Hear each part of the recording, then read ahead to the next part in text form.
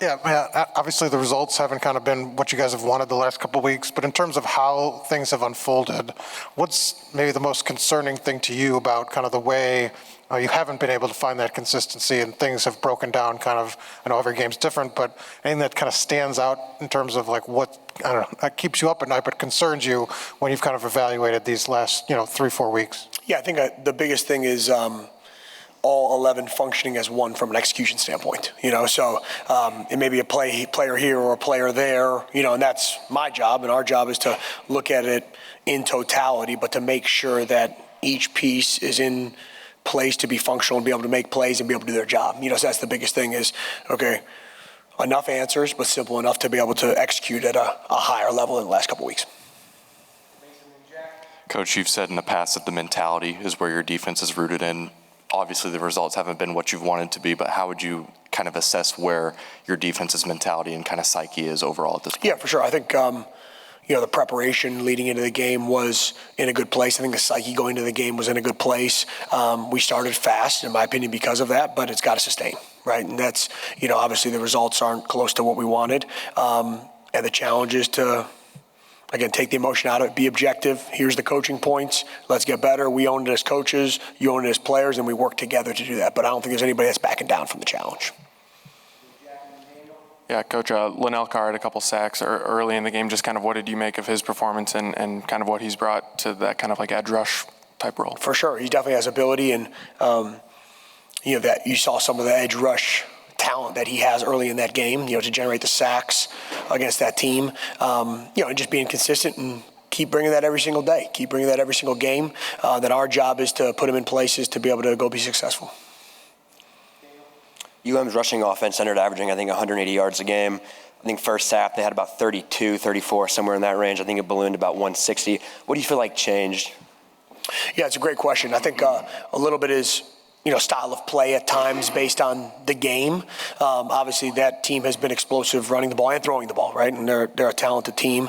I thought our guys, did handle, run scheme early on well. But it goes back to, again, making plays in critical moments, getting stops, so you evaluate in totality as a whole compared to just one component of the game. Hey, Coach. Coach Allen was asked about some of the breakdowns and if guys aren't trusting the guy next to him. He said it's not so much about trust, but maybe a guy trying to do too much, doing somebody else's job and not just his own. How do you coach that where you want him to be aggressive, play that way, but also realize they got to play disciplined and they got to do their job and not try to be a hero, so to speak? For sure. No, it's a great point, especially in a big game and big moments. They have to believe that they're just doing your job leads to making plays, right? And that's our job to be able to have a system that's built that way, and it is, So if everybody does their job within it, I say this defense all the time, everybody eats, right? Everybody gets, plays their way. It's built that way with different blitzers and different coverages and fronts. And guys have to believe that each piece is going to do that, not press to try to make every play on the field, right? Sometimes a play goes against you and guys start to press to be able to make a play. You saw in a big scramble drill that led into a touchdown, right? So you go from a potential sack and a critical 3rd and 10 to a big explosive touchdown throw. Everybody just doing their job and at max capacity. And that's got to, we hold you accountable to that and then believing that that's, going to lead to success. Give up 96, I think it's 96 points in the last two games. How do you get the mentality just to get rid of those a couple of games, move forward, take any positives that they can, like you said, the start of the game, and focus on that? I know you're dealing with young guys. How do you get them to just flush that and move on? Yeah, it's a great question. You go back to process. It's all about process, right? What is the process that you have leading into the game? What's your process of every single snap that you play? The results are going to be what you want when your process is what it needs to be. If you just say, you look at a number at the end of a game, right? Okay, let's boil it down to every single play. What's our process? How do we prepare leading into the game, right? As coaches, how do we prepare as players, right? All of us working together to be able to do that. So I think you just take it back to every single rep on that practice field, every single minute in those meetings of how we prepare. What we're doing right now as a staff preparing.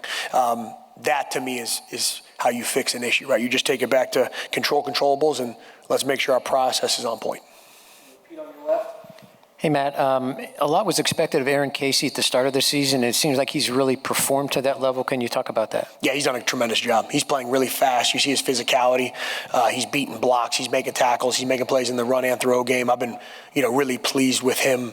And to me, his leadership presence is felt, and he's doing what I expect him to do, and needs to continue that every single week, and continue to be a great leader for us, and the heartbeat of our defense. Anything else for Matt? Thanks, guys.